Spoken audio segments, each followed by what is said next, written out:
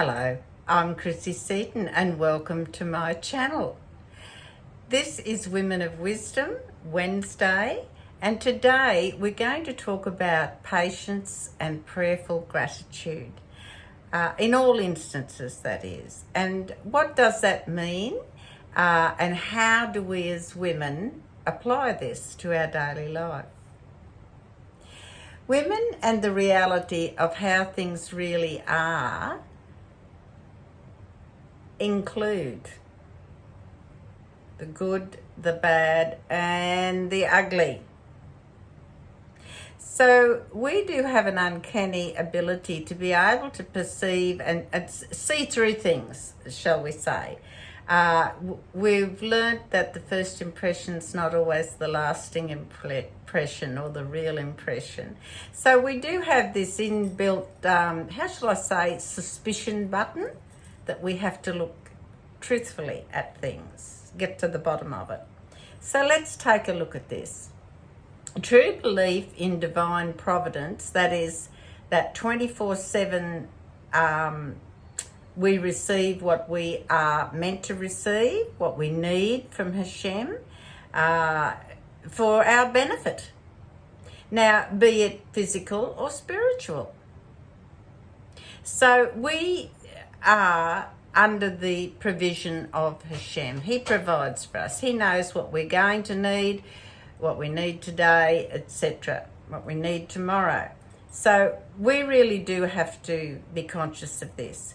Then we have, when we have this faith, when we believe in divine providence, and that we also learn along with that we can't be blaming ourselves for everything that happens either, or anyone else for that matter. So what's going on in our lives? Let's analyse that at a given particular time. We have to be realistic about it. We have to know it's divine providence. Is what is happening at this instance for my benefit? Yes, it is, no matter what, even though you may think it isn't, but it is. Then we move on, we say that whatever suffering, physical or be it spiritual, is directly from God. It is. And so it is also for our own good.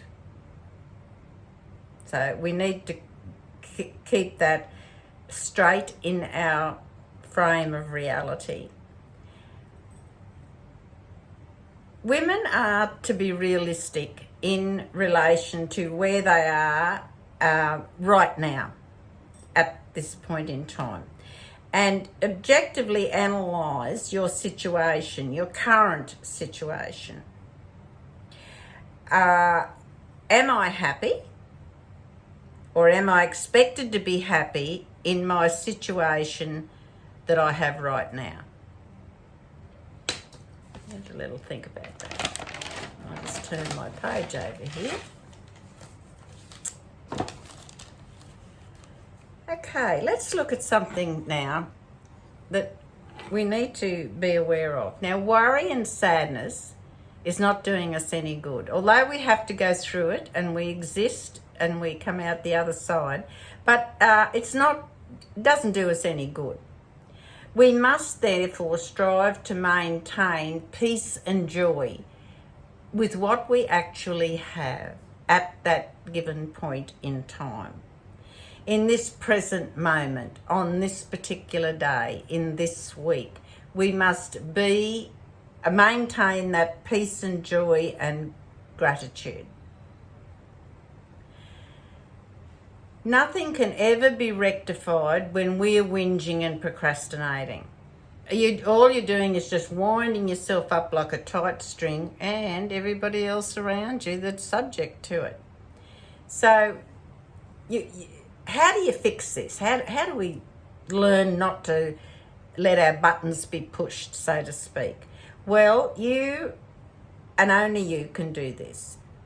This is how I deal with things. I fill myself up with a large overflowing prescription, I call it, of faith gratitude, happiness, and most of all, laughter. Now, you actually have to make that prescription up and be willing to take it. Know when you need that prescription. Sometimes you just have to put it aside and say, it can't get any crazier than this. It's time for my prescription. And you do. You have to really take it on board. I can't deal with this in my present frame of mind. I have to take my reality, happiness prescription, and I need to understand my faith, keep it strong. I have to be grateful, and of course the happiness and the laughter. Laugh at yourself. That's what you've got to do. Now your vision, your purpose comes into a perspective. Then you begin to break it apart in a sensible, analytical sort of a way. Some people make notes. I sometimes jot things down. Just depends on the type of person that you are. You're now able to see what changes are needed and how can those changes be made, how to initiate those changes. Not only initiate the changes, but you've got to do it in a calm and orderly, common sense manner. So you can't just on the spur of the moment, like you might decide to change the cutlery drawer sometimes when you have difficulty getting everything in, and so you change everything around, and then for the next 2 or 3 weeks where you automatically would put your hand for something, it's not there. But, we get used to it after a while, don't we? And then after a week or so, it's like nothing's ever changed. So you've got to really initiate that change in a sensible manner. So your vision and your purpose begins to come into perspective. You can see what changes are needed, and now how you're going to initiate the changes in that calm and orderly, common sense manner. Right. Now let's sort of wind this up a little bit and do a little summary, shall we say. So our greatest strengths as women, and I'm addressing women here, our greatest strength as a woman is our strong will and our aspiration to make our home, our house, our home, our world a better place for those we love. That's a female instinct. We have that real, primitive, how shall I say, it's that protective instinct. I'm going to make this a better world, and it's going to start in my home.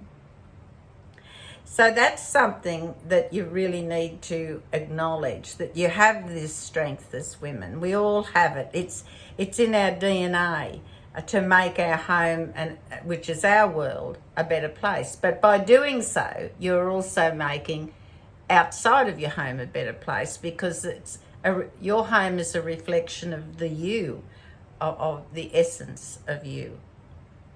So are your family. So let's talk about how we're going to get around that and actually put that into practice. Well, the first thing is stop procrastinating. Start praying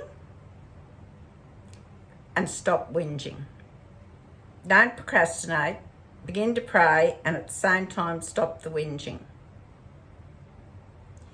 Then you start being grateful. You start acknowledging gratitude for what you already have, and acknowledge that Hashem loves you.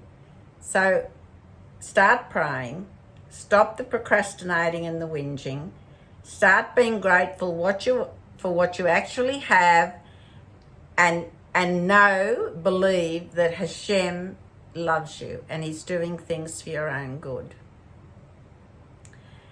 And because Hashem loves you, you need soul correction at certain times.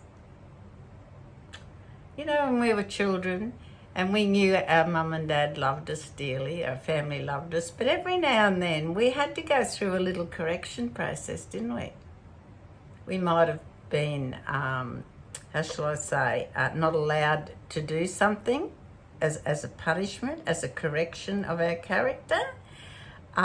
We may perhaps not have been allowed to watch our favourite show on the television, or we might not have been able to go and play with our best friend next door for a couple of afternoons. There would have been corrections put in place at specific times that our parents felt they needed to correct us, to put us back onto the right path, to make us understand that that behaviour was not acceptable or you mustn't do that thing. So that starts when we're very young. And so that process doesn't change. Hashem is still doing it to us, isn't he? Just as our parents do. We're getting soul corrections. We're getting told, I wasn't too pleased with how you handled that. And in the meantime, you know what? You're going to have a severe head cold for the next 3 or 4 days. That's going to cause you to stop a few things, settle down and think about something. Stop you, take your mind off other things. Think about that. Definitely. And the older that you become, the more you feel you are a child of God, that he is correcting me at times. And there's often things happen to me and I think, I know, Hashem, I deserved that. I had that coming. We do recognise the signs from time to time. So just remember, occasionally we need soul correction, and you will get that because Hashem loves you. It's a nice way of understanding it. In the meantime, I want you all to please take care, and God bless.